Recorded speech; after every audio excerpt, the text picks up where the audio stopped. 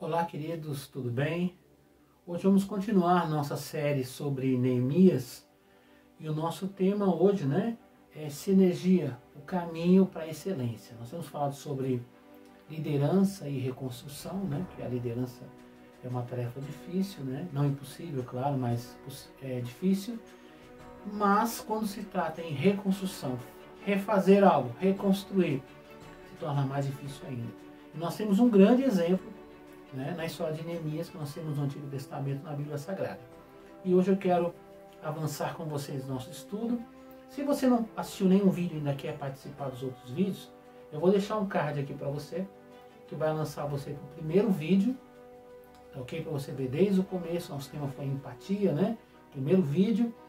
E agora, se você quiser ver outros vídeos também, no final desse vídeo a gente vai deixar uma playlist para você poder acompanhar todos os vídeos, tá ok? Desde já quero pedir a você, se for possível, inscreva-se aí no canal, deixe um like, faça uma pergunta, deixe seu pedido de oração, faça um comentário e participe conosco. Se você gostar desse vídeo, que você compartilhe com outras pessoas, com um amigo, indique, manda o link, ou então compartilhe nas suas redes sociais. A gente vai ficar muito agradecido porque você está ajudando a divulgar a palavra de Deus, tá ok? E nós vamos hoje no capítulo 3 de Neemias, com esse tema que eu disse a vocês no começo, sinergia, o caminho para a excelência. E nós vamos ler algumas coisas aqui. O capítulo 3, a princípio, para quem olha a primeira vez, é aqueles capítulos que, mas esse capítulo chato.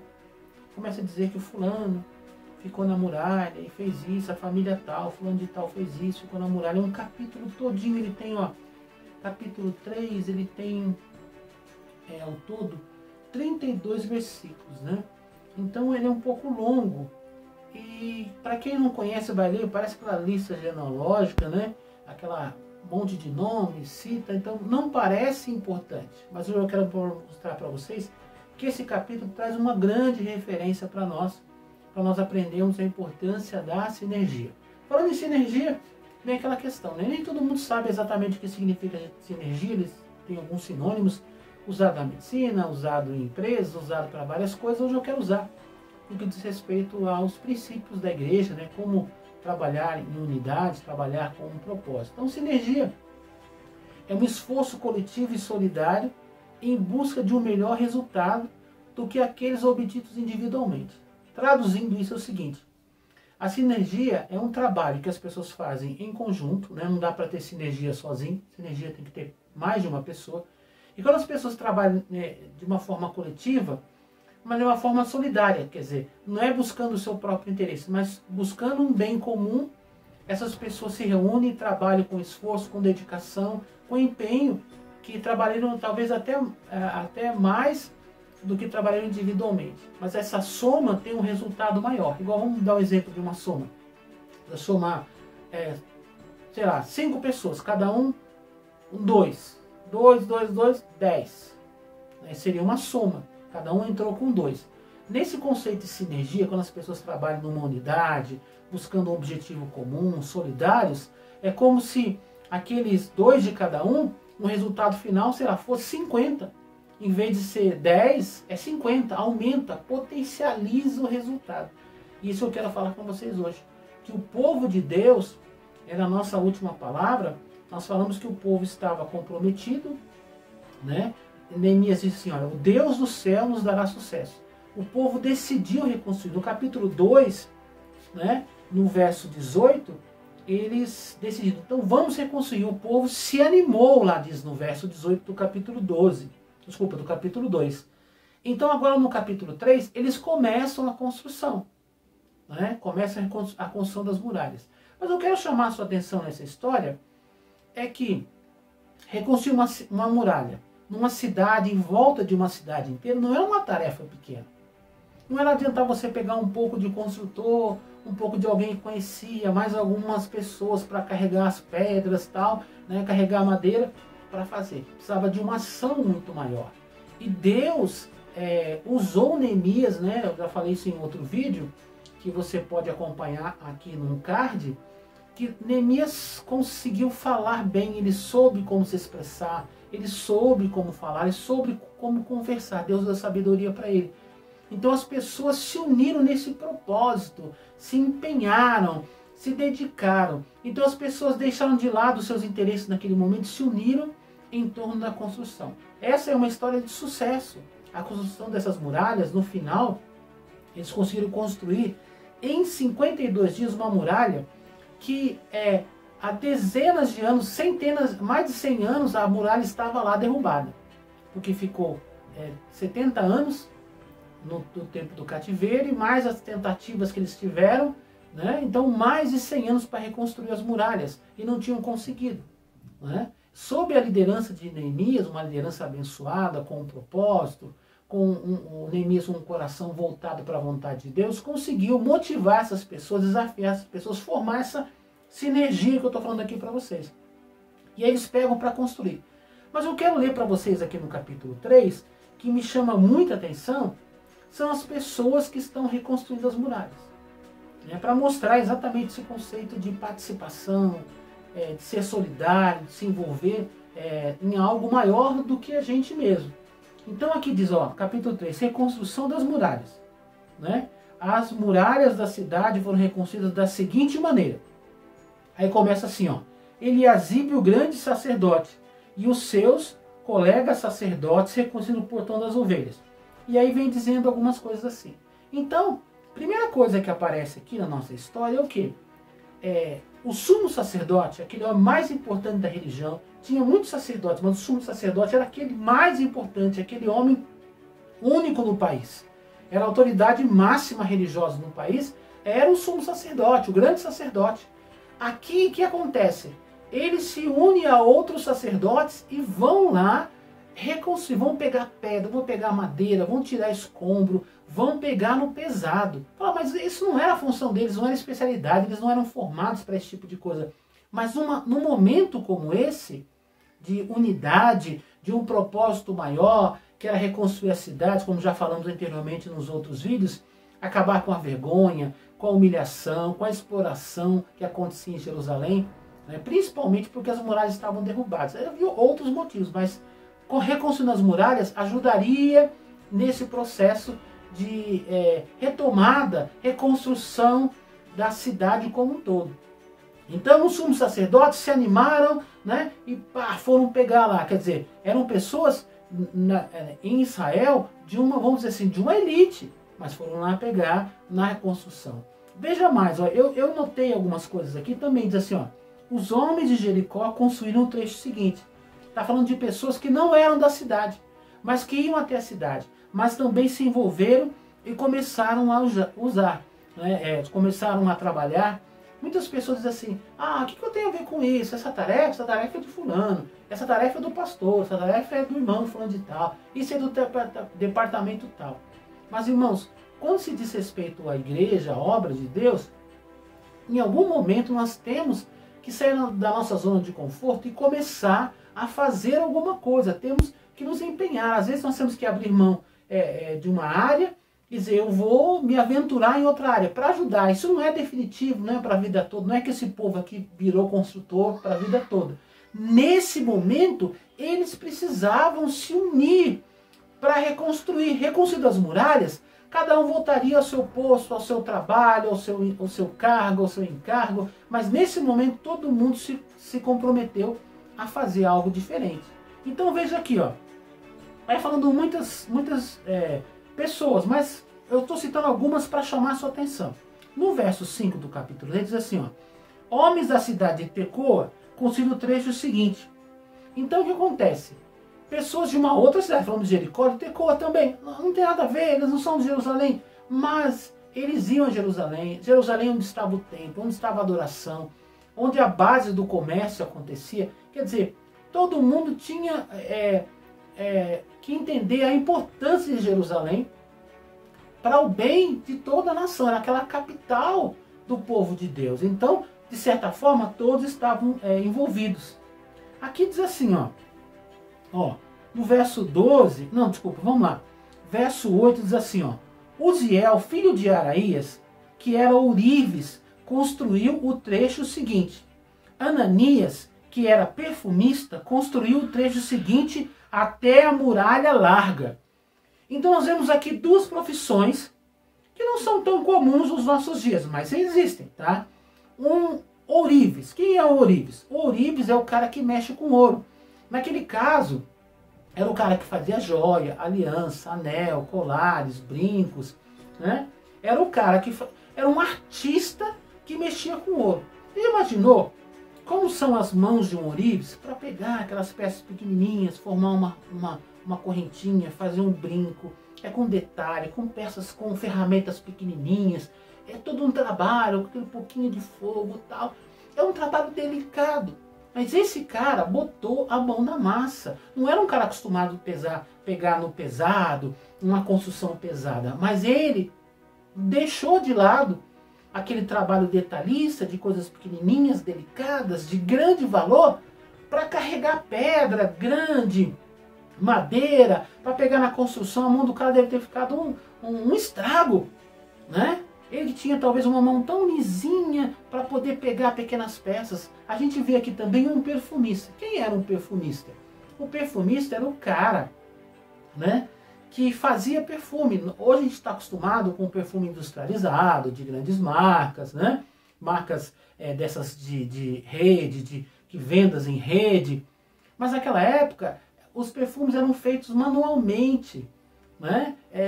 Com detalhes, tinha que pegar as ervas, fazer as infusões, macerar, tinha todo um processo, era um processo de sensibilidade, com um certo tempo, uma paciência, tirar aquele óleo, misturar, para sentir aquele cheirinho, para poder definir um perfume do outro. Era uma arte, uma coisa muito delicada. Agora imagine um perfumista trabalhando, vou usar um termo aqui, de peão numa grande obra. Lembrando que não era para carregar bloco ou tijolo, gente, eram pedras, as muralhas feitas de grandes pedras, era um trabalhão. Ele devia estar suando, sei lá, até cheirando mal, um cara que tinha um nariz tão sensível de perfume, né, para ser um perfumista. Imagina o que ele passava naquele calorão de Israel, de Jerusalém, aquela situação toda, mas ele estava lá, para quê? Para somar. Era a lojinha dele que estava construindo, pastor? Não, não é a lojinha de perfume dele, não. Eram as muralhas da cidade. Era algo maior, era a fortaleza, era a segurança de Jerusalém. Assim também, queridos, quando nós somos envolvidos na obra de Deus, nós temos que nos esforçar. Quando se faz um movimento, uma campanha, alguma coisa, o pastor fala, vamos todo mundo junto. O líder fala, vamos fazer todo mundo junto. Tem gente que fala, isso não é para mim. Eu não sou disso, não sei fazer aquilo. Mas, irmãos, aqui está dizendo o seguinte, que todo mundo botou a mão na massa. Vamos continuar, vamos lendo mais? Eu li o verso 8, agora eu vou ler o verso 12. Diz assim, ó. Salum, filho de Aloés, governador da outra metade de Jerusalém, construiu o trecho seguinte. Quem era esse Salum? Ele era filho do governador de uma parte de Jerusalém. Era um cara com condições, com posses. Ele era filho do governador. Quer dizer, era um cara de uma certa condição social. Mas ele estava lá construindo. E aqui diz assim, ó, as suas filhas ajudaram no trabalho. Quer dizer, aquelas meninas de uma condição social, toda arrumadinha, toda bonitinha, foram lá carregar pedra, carregar entulho, fazer limpeza, pegar no pesado, fazer aquele trabalho difícil. Na linguagem que a gente falava antes, né? Hoje em dia os termos mudam, mas na época que eu era mais novo, dizia assim que uma pessoa criada num ambiente desse era o Mauricinho, a Patricinha, aquela pessoa, isso não é disso, tem sempre alguém para fazer, tem um empregado para fazer, alguém que ele manda fazer, alguém que ele paga para fazer. Mas aqui não. Eles eram os filhos, o filho e as netas do governador estavam lá pegando pedra, pegando entulho, pegando madeira, trabalhando também. Isso que eu disse para vocês, essa sinergia, esse esforço coletivo, né, e solidário para um bem maior, transforma, isso motiva. Como é que alguém vai dar uma desculpa dizendo eu não posso, eu não vou, se você olha de um lado tem alguém trabalhando, do outro lado tem outro trabalhando, você olha de um lado tem outro trabalhando. Quer dizer, pessoas que não têm a mínima vocação para aquilo, mas estão dando a sua contribuição, estão se esforçando, às vezes fazendo coisas além dos seus limites, mas estão ali esforçando. Isso motiva as pessoas. Por que eles estavam fazendo isso? Porque Deus estava naquela situação.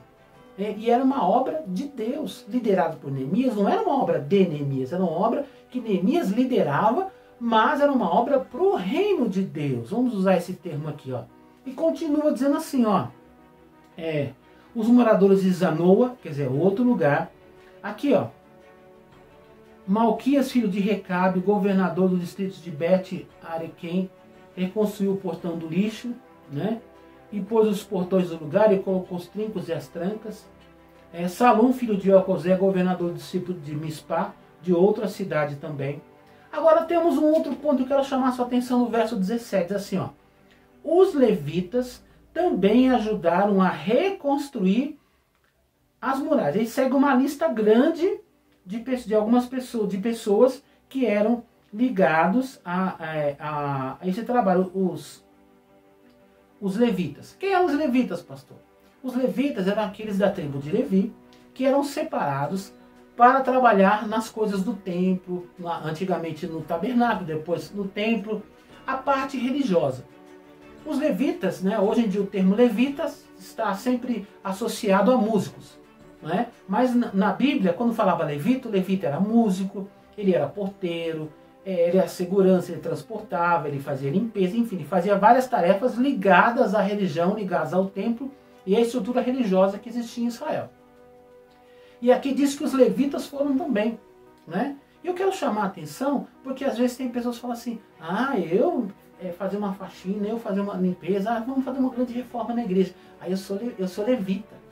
Né? Aí eu toco, não, isso não é para mim, isso é para outro pessoal. Tem muita gente assim, não faço isso, não faço aquilo, isso não é para mim. Queridos, quando há algo maior do que a gente, não nesse momento, não é cada um faz a sua parte, a sua área, seu departamento. Todo mundo faz o que é preciso fazer. Por um tempo, não é definitivo, mas depois as pessoas voltam e vão fazer as suas tarefas designadas segundo o dom e o talento de cada um. Mas nesse momento há uma unidade. Continuando aqui, ó, né? Fala de sacerdotes, fala de outros construtores, né? E aqui diz assim, ó, no verso 29, a segunda parte, diz assim, ó, Semaías, filho de Secanias, que era o guarda do portão leste, construiu o trecho seguinte. Quer dizer, então aqui o cara era guarda, a parte dele era a segurança, botar ordem nas coisas, dar segurança, mas ele estava construindo também. Então você vê gente importante, você vê sumo sacerdote, levita, perfumista, ourives, Mauricinho, Patricinha. Você vê todo tipo de gente botando a mão na massa. Né? No verso 32 fala de outras pessoas, fala assim, os ourives e os comerciantes construíram o último trecho da sala da esquina até o portão das ovelhas. Então tinha alguns comerciantes, aqui fala de outros ourives também, que construíram parte das muralhas. Eu tenho mais referências aqui, né? Mas por enquanto isso é importante para o nosso vídeo não ficar muito longo. O que eu quero dizer para vocês, queridos? Quando Deus abençoa, quando Deus dá uma liberação, nós precisamos nos envolver. Eu vou dar um conselho para você aqui, segundo essa palavra. Quando houver uma movimentação na sua igreja, num trabalho, num departamento, as pessoas estão envolvidas num projeto maior, não se esconda, não se omita, faça parte, a bênção vai ser para a sua vida. Talvez não tenha nada a ver com você diretamente, mas aquilo vai refletir na melhoria da igreja, no avanço da igreja, no crescimento da igreja, e aquilo vai te abençoar, porque tudo que nós fazemos parte na obra de Deus, nós somos abençoados. Não dê desculpa, eu não posso, eu não tenho tempo, eu sou uma pessoa que faço outra coisa, isso é difícil demais, isso não é a minha área. A gente viu aqui que teve gente de toda a área, rico, pobre, gente de uma área, de outra, gente que não tinha a menor condição de fazer aquilo, se esforçou e trabalhou nessa reforma, nessa reconstrução, e nós tivemos um resultado, um tempo recorde, um resultado, uma alegria, uma grande festa, uma grande bênção, porque as pessoas participaram. Quando o seu líder fizer uma grande campanha, uma movimentação, vamos, sei lá, uma grande campanha evangelística, a pessoa fala assim, o pessoal que tem dom para evangelizar, o pessoal do departamento de evangelismo, o pessoal não sei da onde, o pessoal do louvor vai tocar, o pessoal, sabe, vá, participe, mesmo que você não faça parte desses grupos, ajude, colabore, todo mundo orando, trabalhando, se esforçando, um ajuda aqui, outro ajuda lá, carrega um banco, carrega uma cadeira, arruma aqui, fica à disposição, diga, olha, conta comigo, eu estou aqui. É esse clima, é isso que vai fazer a sua igreja avançar. Isso vai motivar as pessoas. Os novos vão chegar e vão ver essa alegria em servir, né? Essa disposição em fazer a obra de Deus, e serão motivados, serão desafiados e vão também já entrar no mesmo processo. Irmãos, eu falo como pastor a vocês. Uma das coisas mais difíceis, quando nós apresentamos um projeto e as pessoas se escondem, e as pessoas se omitem, e as pessoas dão desculpas esfarrapadas, né, para não participar, né? A igreja carece de pessoas trabalhando. As pesquisas mostram que normalmente 20%, até 20% da membresia colabora para o andamento da igreja, para que os outros 80% sejam abençoados, para que os outros 80% sentem-se e assistam. Mas Deus não nos chamou para reservas. Deus não chamou ninguém para ficar no segundo quadro, ficar numa segunda divisão. Deus não chamou ninguém para ser espectador. Todos nós fazemos parte do corpo, como diz Paulo lá em Coríntios. Todos, cada um recebeu um dom para trabalhar, para servir. Aqui esse trabalho de Neemias nos serve de exemplo da sinergia, né? Que é o caminho para a excelência. Se nos unirmos, se trabalharmos, se nos empenharmos, se fizermos o que vier à nossa mão com carinho e com amor, com certeza todos nós seremos abençoados. Pai querido, em nome de Jesus, eu oro, Senhor, e lhe peço em favor, meu Deus, dos teus filhos. Pai, que haja um despertamento em cada coração. Pai, nós não podemos nos omitir, nos esconder, meu Deus, da responsabilidade que temos diante da tua obra. Nós não somos reservas, não somos espectadores, fomos chamados para jogar, fomos chamados para a batalha, fomos para o campo, meu Deus, de batalha. Pai, em nome de Jesus, desperta o nosso coração, tira todo medo, insegurança, tira também o orgulho de dizer que não precisa fazer, ou que não é a sua parte, isso não é para mim. Pai, mas que todos estejam unidos, comprometidos nessa sinergia, nessa vontade de trabalhar, nessa disposição, nessa alegria de servir, ó Pai. Eu lhe peço em nome de Jesus, que o Senhor venha fortalecer os corações e despertar os teus filhos para fazer uma grande obra para o Senhor e para o teu reino, Pai. Eu lhe peço em nome de Jesus. Amém.